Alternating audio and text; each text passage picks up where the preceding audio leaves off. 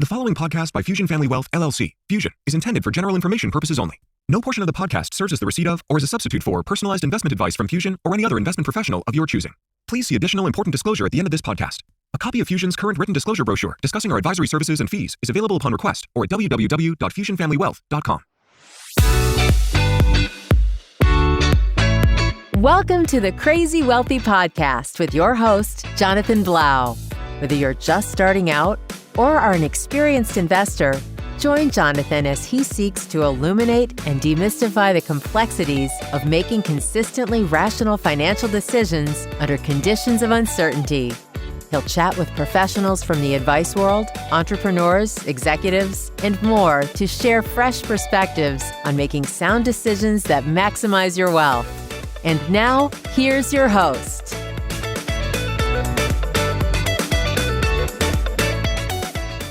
Good morning. Welcome to another episode of the Crazy Wealthy Podcast. I'm happy to introduce to the podcast today my friend Assemblyman Stern, New York State Assemblyman, elder care planning specialist, estate planning, all around good family man, and a whole host of other things. But I don't want to take up too much time with the intro. I'm going to let Stephen introduce himself, and then we'll kick it off with hopefully an engaging discussion. Good morning, Steve. Good morning, Jonathan. Thanks so much for having me today. And it's always good to be with you. Your watchers should know that you and I go back a long time, and it's a friendship and a partnership that I'm very proud of. But as far as background, as you know, I started my career just around the same day as you did. Coming out of school and looking forward to the launch of a new profession. I am an attorney with the law firm of David Howe, Siegel and Stern. Our law firm, established in 1913, makes us one of Long Island's oldest, most established law firms, and we're very proud of that.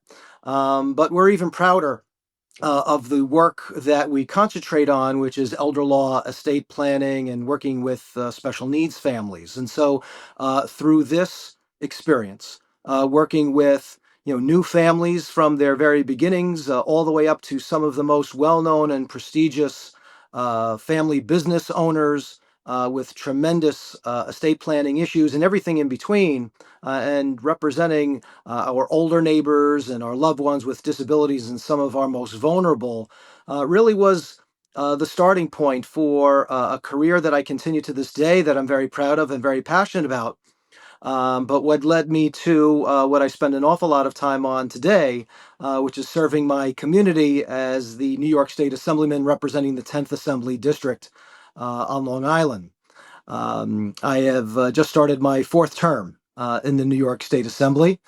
And I'm very proud. Yes, thank you. I'm very proud of my record in working, representing our families throughout the 10th Assembly District. Prior to being elected to the State Assembly, I had served for 6 terms or 12 years in the Suffolk County Legislature, and was very proud of my record there, having authored, introduced and passed several legislative initiatives that were literally first of their kind on Long Island, first of their kind in New York State, and even several examples of being first in the nation. And so it was with that record that I now serve in the New York State Assembly. And as you know, I'm very proud of the fact that I was just recently appointed by the New York State Assembly Speaker, Carl Hastie, to now be the new chairman of the State Assembly Committee on Veterans Affairs.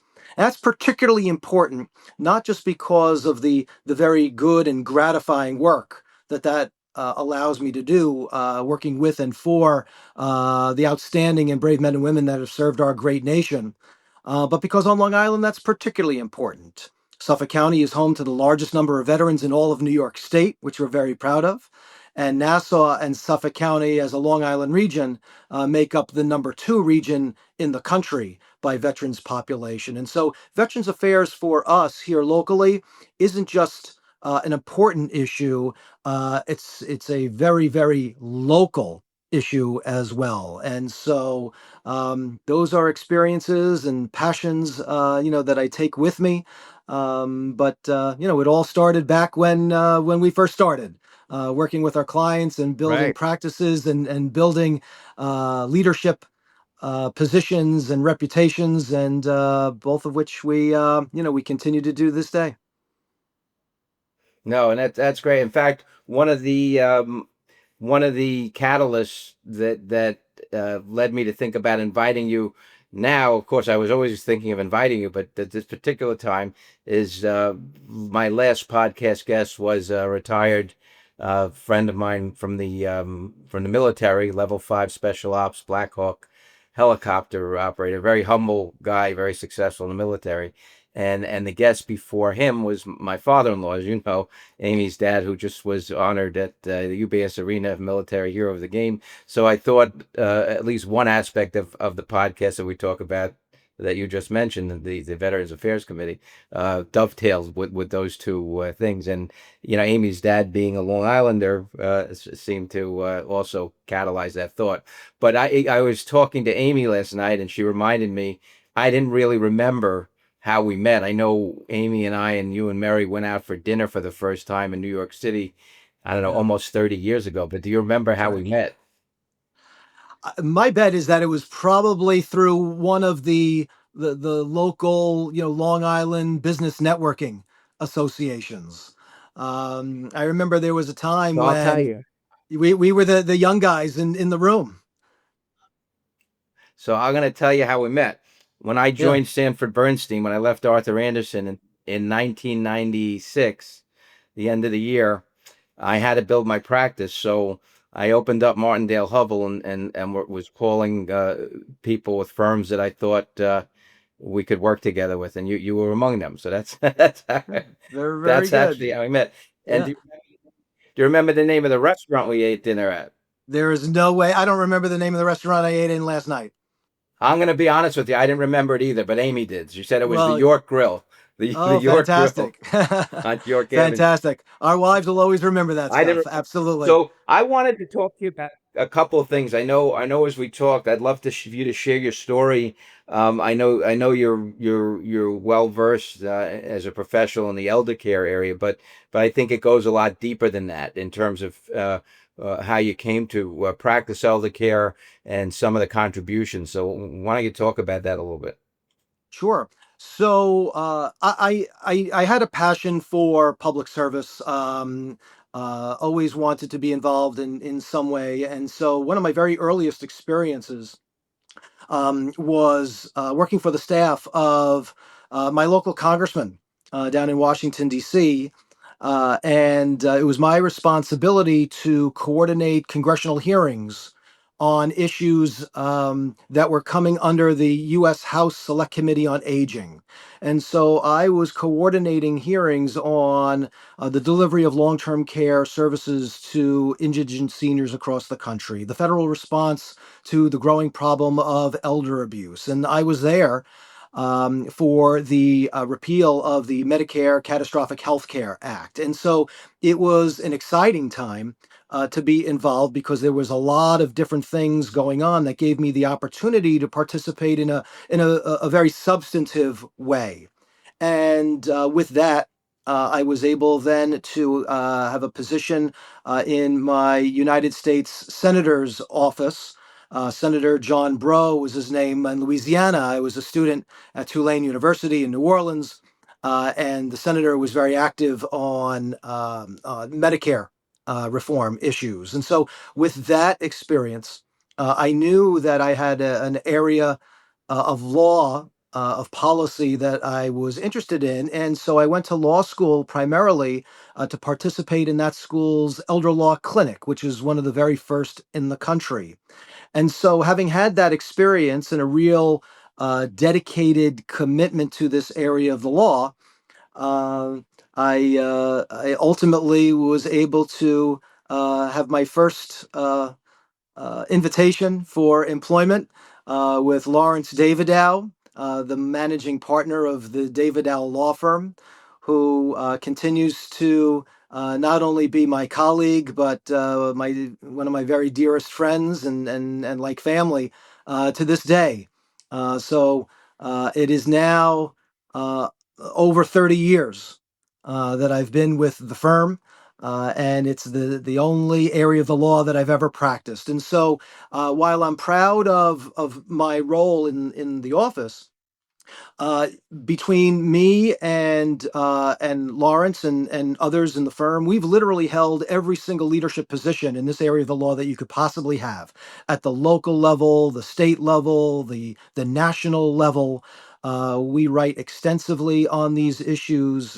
We are called upon to be frequent lecturers, as you are, and not only is that professionally gratifying, but personally, it's pretty cool to have been, recognized as leaders in this can still growing area of the law after all of this time. It's a position that we're very proud of. It's a service that we provide that we are extremely proud of, and yes, I can tie it all back to that original experience on Capitol Hill that sparked an interest in a young guy who wanted to get involved and make a difference. I've certainly been able to do that in our legal practice, and now doing it on an even larger scale.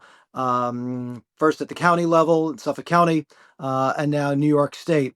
And as I said earlier, it's given me the opportunity not just to represent my constituency, not just our region, but many of the legislative initiatives that I've passed over the years have truly gone on to become national models. So for those of you who are watching the podcast, you'll notice that Steven's now switched backgrounds. It's not because he's got some kind of anxiety disorder where he has to move around. We just had some technical issues, so we moved to a room that hopefully had better Wi-Fi connectivity. So, Stephen, I love the idea of how passionate that you are when you describe your work in elder care, and I'm equally passionate about what I do. And when I started off at Arthur Anderson as an accountant, when we first met, and I was joining the Sanford Bernstein, the money management industry, while I was motivated to try and hopefully provide a good economic background for my family, provide well for my family. That wasn't my lead motivator. I always enjoyed what I did with the clients, and I enjoyed taking these high net worth clients and helping them kind of put the pieces of the puzzle together from the tax and planning standpoint in those days when I was at Arthur Anderson. Particularly as a young kid, I felt like, wow, they're relying on me. I have two master's degrees, but I'm just kind of getting started. And I was able to learn to be creative and all of that. I wanted to throw at you the idea that with all the success you've achieved in the industry, how much, if at all, when you were starting out, was money a motivator for you to pursue the level of partnership you have and so forth? We talk to that a little bit. Yeah. So I can tell you that the pursuit of money was almost never on my mind. I started in this area of the law because I was passionate about the subject matter. And my partner, Lawrence, he was the older managing partner, would always say that, we do great work. We love what we do. We love how we do it. And we love how we do it, who we do it with. Then financial success will come. And he was absolutely right, and I appreciate him and respect him very much for that. But it was a great philosophy then. It's a great philosophy now. It's one that my wife and I, are consistently discussing with our children.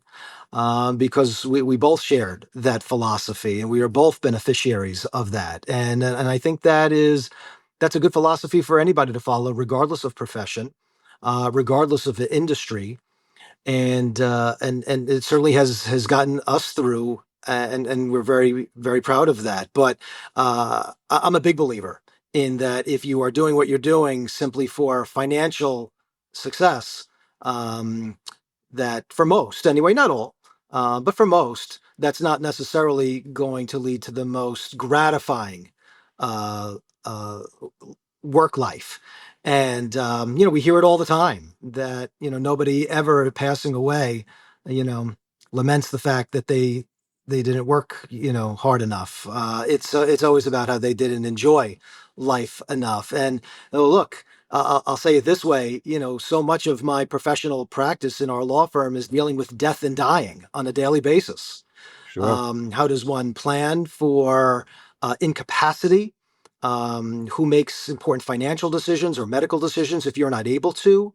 How do you leave a lasting legacy to a next generation down or beyond?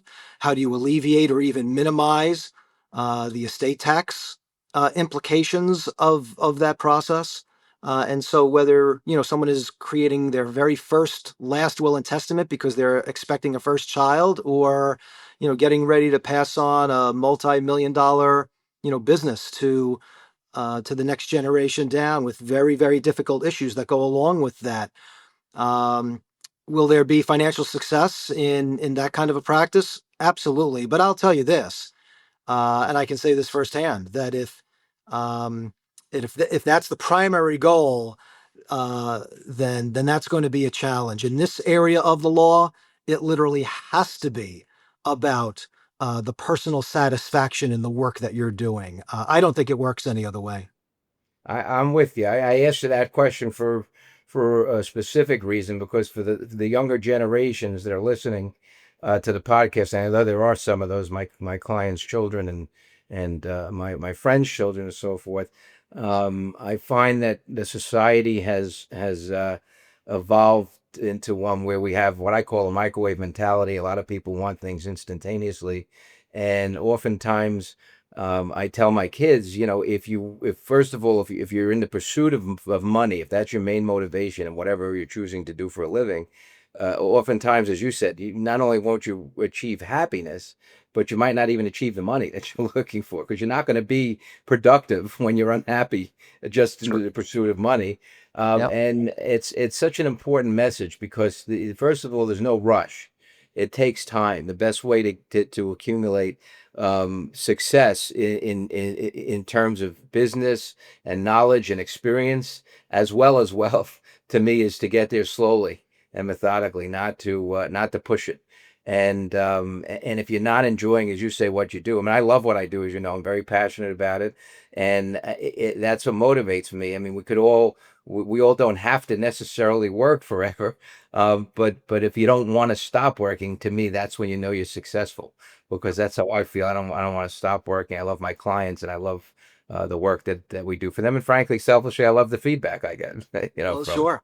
By the way, Yeah. you must also love the feedback that other allied professionals get, because I know very well that your clients love you, Oh, and thank you. that's No, uh, and yeah, that's always the best thing that we can hear.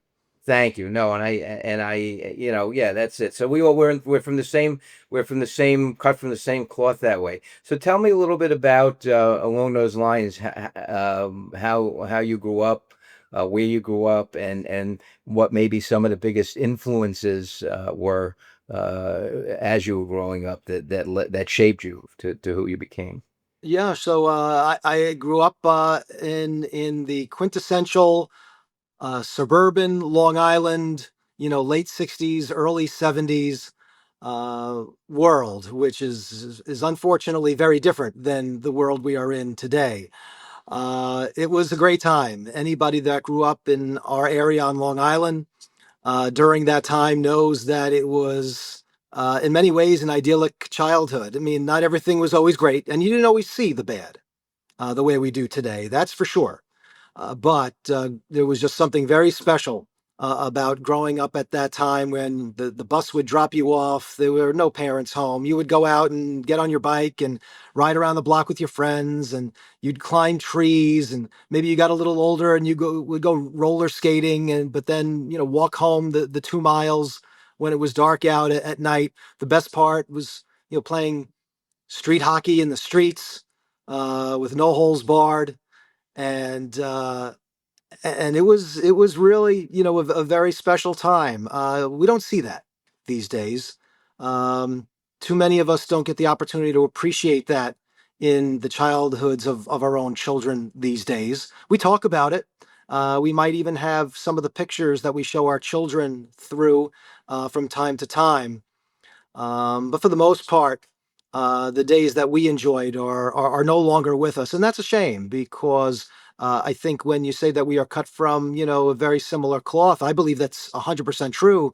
But I know that there are others that share our generation that feel and do exactly the same as we do, and for very similar reasons. Yeah, well, But of course, it also comes down to who our role models are. For me, both of my parents were outstanding parents. My father was an engineer by trade, and we're very proud of the fact that he was part of the engineering design team for what used to be the large projector at the Vanderbilt Planetarium, which generations of children would go through and look up and dream about reaching for the stars on field trips or weekend visits with their families. And our family is very proud to be part of that legacy. My mother was one of the very first business owners on Main Street in Sayville. The Special T was the name of her T-shirt shop. It was one of the very first iron-on T-shirt shops anywhere in the region. There was a period of time where you couldn't go to a birthday party where a good percentage of the presents were in that distinctive brown gift box, which was some kind of shirt from the Special T. And so, she enjoyed a wonderful, very well-respected reputation for being a local business person, a strong woman business personality. She would go to a lot of the middle schools and high schools as a guest speaker, which we were very proud of. And so, for me, not only was it a great way to grow up, but extremely important, invaluable, really, for me as a way to be able to convey my experience to my two boys about the importance of a partnership with a spouse, a partnership with those that you're close with and rely on. And that truly, being part of that kind of a cohesive team is something that I grew up seeing firsthand, and something that I live in my own relationship, and I'm really glad that my boys get to see that. no, that's wonderful. And I know when we needed to, when we started Fusion Family Wealth in 2011, sorry, 2013, we reached out to Mary Waldner's office environments, and I know she's done a wonderful job building the company as president, and she was as a friend, she helped us out. I know we weren't certainly weren't a big client, but she took us into the city and let me sit in all the chairs because that was my rule. Amy's form, I'm function. Amy's like, oh, this is beautiful, we're gonna have it. No, no, let me sit in it and make sure my clients who are built similar to me will be comfortable in this Yep. chair. Some of them. And so, Well, so your office is both. Your office is very, very functional, very comfortable, and it's beautiful as well. thank you. No, we did, and Mary helped a lot with that. So by the way, I always, when you told me the story about your mom, I remembered the commercial of during your campaigning that where you highlighted the t-shirt business, and I That's right. was kind of poignant when I thought about it. Yeah. So I would say one of the things I want to talk about briefly is when we talk to people, our generation, w- when I do, they have the same kind of perspective that you shared about the nostalgic reminiscence of the 50s and 60s and 70s. That kind of that was when everyone seemed to have a great middle class job, middle class home, middle class Yeah. family. And what's interesting is, and I think we were happier then generally as on the whole. And I think the reason is what I kind of try to teach all my clients is that you have to have in life, no matter how much you have to have something that people who materially have more than you could never have. And that I say in one word is enough. Because if we keep moving the goalposts, if our current situation minus our expectations isn't a positive number, we can't really be happy. And I say this in the context now of societal expectations. So believe it or not, in the 50s, the average median income, family income, was about $29,000 or so. And inflation adjusted today, it's heading toward 85,000. So it's almost tripled. But a lot of people don't feel like the quality of their life has tripled or even come close. In fact, for so many people, because as an example, the average size home back then was 900 square feet. And today it's about 2,500, right? So Yeah, while the income has tripled, the expectations have at least tripled. And so if we can't control that, I don't know what the answer is, but society won't be finding real happiness, in my view, because you have to put those things in context. And I think it works on a family by family level, but on societal level, and hopefully with the advent of all the social media and the 24/7 news cycles, I just don't know how to conquer that. Everybody's always comparing everybody to someone else. There's a guy who wrote this book, uh, Panics, Manias, and Crashes, some title like that. And in the book, he had a quote that said, "There's nothing as damaging to a person or their judgment as to see a friend get rich." And so it's that Facebook reality, right? We always think everybody's life is just so good, and how come ours isn't? Nobody shares the other stuff on Facebook, so that's we have to true. figure out, I have to figure out a way around that. I think what I'd love to do is I'd love to maybe we'll have a follow-up podcast. I don't want to go too long on this one, but I think there's so much more we could talk about in terms of how we work together and all of those sorts of things as well. But Absolutely. um, but I have to tell everybody who's listening, I can't tell you how much we all appreciate what you do for the community and the way you practice business. I know my clients who work with you are always very happy, and they know the difference between authenticity and just someone who's doing it to build their hours. But it comes through. So we appreciate all of that. Oh, And thank you. yeah. If there's anything else you want to add before we. No, I would love to join you once again, talk about some more specific issues. But it's always a pleasure being with you, and very best to home as always. Looking forward to seeing you again soon. Thank you. And I would just leave your viewers with the idea that certainly in my role as the new chairman of the Veterans Affairs Committee, that is a position that goes on just representing our immediate community in my legislative district. I mention it specifically because, again, you just celebrated your father-in-law with Yeah. the Islanders. Um, Chad Ford was an outstanding guest that you had recently. I watched the entire podcast. I thought it was fantastic, Thank you. and we all have either veterans somewhere in our lives, or we have people in our lives who are close with veterans. And particularly on Long Island, as I said, as a region, we are number two in the country, and Suffolk County is the home to the largest number of veterans in all of New York State.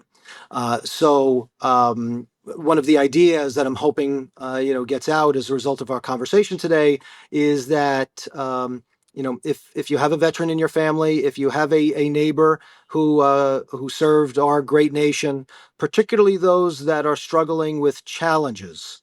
The number one priority for me and for us, policy perspective, this year in my capacity as the chairman now, is to minimize, alleviate, do whatever we can possibly do to bring down the troubling, the heartbreaking, and the absolutely unacceptable rate of veteran suicide.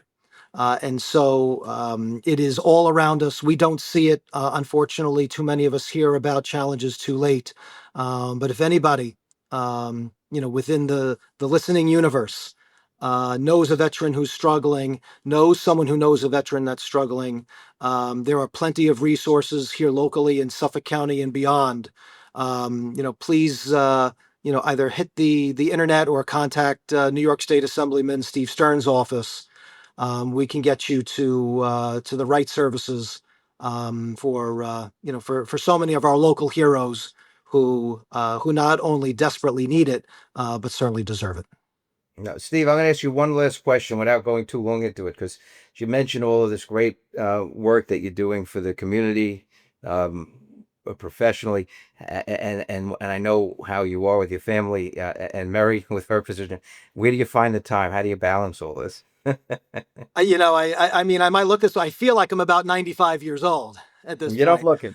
You don't look it. You're over 75. Yeah. You know, Jonathan, I would say this, it goes directly back to what you said and the philosophy that we share.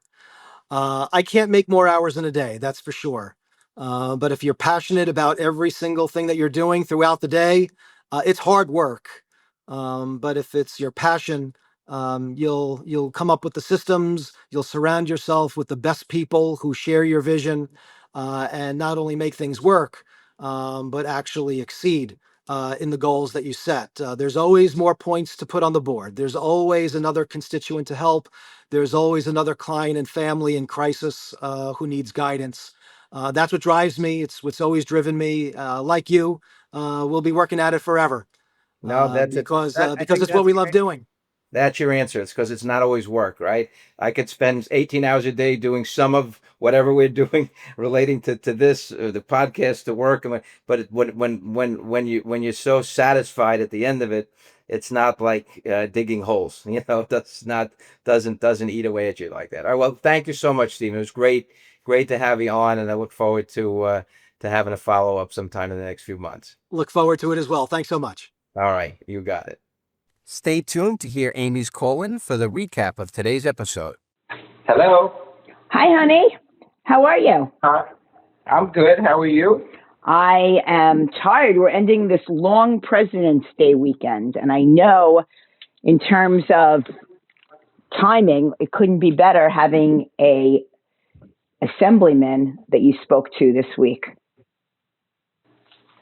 Well, I guess, yeah. There's never a bad time to speak to Steve Stern, though. I'm sure that's true. So what did you learn? So what I learned about Steve is he had a passion as early as he can remember for public service. And one of the things that led him to pursuing elder care as much as he did was his very early experience working for the staff of his local congressman in D.C., and his responsibility there was coordinating hearings on issues that came under the U.S. House Select Committee on Aging. That led to his expanded interest and pursuit of everything relating to enhancing the elder care space. And in fact, he became a pioneer in shaping the way he described it, shaping the way the law unfolded in elder care. So he's not just practicing it; he really was played a large part in influencing modern day elder care law. So I'm actually curious why he went into politics. But before we talk about that, I have some fun facts. Do you remember how you met Steve? I do remember, yeah. When I left Arthur Anderson and started at Sanford Bernstein, I was calling lawyers and accountants to try and network, and he was among them.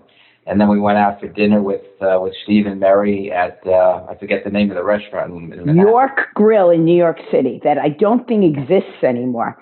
But what I remember so vividly from that dinner was Steve and Mary were maybe a year older than us, not much, but they were what I considered very successful and ahead of their time in terms of our age group. And we were probably none of us had children at the time. So we were probably all 26 or 27.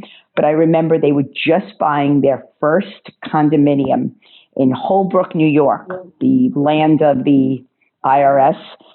And I remember her saying to us, and I was so amazed of the fact that someone our age could afford to buy a condo on their own. But what I do remember her telling us is they could afford the condo, but they couldn't afford air conditioning. So they had to buy split system units to put into their windows so that they had air conditioning. And I still was amazed by the whole situation. And it's funny to see how far everyone has come in that long period, that short period of time. Well, that's an interesting segue. So Mary is the president of Walden's Office Furniture, where she perpetuated her family's business. And Stephen has as two of his biggest role models is Mary, his wife, and his mom, who was well known for her store in Sayville called Special Tea, where it's T-shirts. In fact, one of his political commercials years ago, I remembered when he was describing to me that he highlighted that, and he's very proud of the success she achieved as a single business owner in downtown Sable, and how much he learned from her about business and in general. And it's very unique at that time to be a very strong, successful woman in business back then. And at the same time, he said that his boys learned similarly from Mary in her role at Waldner. So that was all interesting. But the way he got into politics is he really cares about the elderly. Obviously, he's focused on Long Island as a New York State Assemblyman for Suffolk County, but he cares about the elderly. He cares deeply about veterans. He was just appointed chair of the Veterans Affairs Committee. So all of that, it relates to what we talked about, is that he and I said we were just passionate about what we did. We never were chasing money. And we achieved success because we woke up every day with a passion for what we were doing. He said it never was about the money. And so we talk a lot about that, about his childhood, middle class upbringing. His dad was an engineer, and the Vanderbilt Planetarium, coincidentally, had a need for their big projector, which was in need of repair. And it turned out he was one of the few people who had the skills and got brought in for that, unrelated to him. So we were talking about a lot of those things and how we grew up as kids without the iPhones, and we went out on our bikes and played. So it's really a great call with a good friend, and learned a lot about what led him to be able to juggle his political career with his legal career, and really have the time and passion for both still today. So were there any biases that you came up with during your call that he had, or that you could relate to what you do? No, we didn't really get into that. We didn't really talk too much about biases. This was more of a, learning about money from the standpoint of, I think money shouldn't be the motivator, and how you can do a lot of things and have a lot of fulfillment, and then the money can still come, but it shouldn't lead the way. I think it was more of that kind of a message. Well, you know the saying that if you enjoy what you do, you never work a day in your life. And it sounds good in theory, but the majority of the very successful people in this world, they really do enjoy what they do. And if anyone knows you as well as I know you, or even half as well as I know you, they know that your clients and your business is not only your business, but it's also your hobby and it's your passion. And it comes through all the time. I wish you had as much passion for doing the laundry and keeping the house clean, but I'll save that for another time. I have as much passion for you. Oh, there you go. So I'm going to end the call with that, because I don't think you're going to get any better than that today. All right, honey. Thank you for calling in, and thank everybody for listening to this edition of Crazy Wealthy Podcast. Happy President's Week, everyone. Have a great day. Bye. Thank you for tuning in to another episode of the Crazy Wealthy Podcast. For more insights, resources, and to sign up for our newsletter, visit crazywealthypodcast.com. Until then, stay crazy wealthy.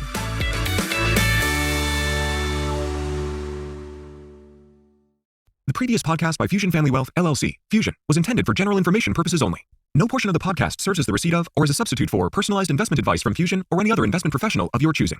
Different types of investments involve varying degrees of risk, and it should not be assumed that future performance of any specific investment or investment strategy, or any non-investment related or planning services, discussion, or content will be profitable, be suitable for your portfolio or individual situation. Neither Fusion's investment advisor registration status, nor any amount of prior experience or success should be construed that a certain level of results or satisfaction will be achieved if Fusion is engaged or continues to be engaged to provide investment advisory services. Fusion is neither a law firm nor accounting firm, and no portion of its services should be construed as legal or accounting advice. No portion of the video content should be construed by a client or prospective client as a guarantee that he or she will experience a certain level of results if Fusion is engaged or continues to be engaged to provide investment advisory services.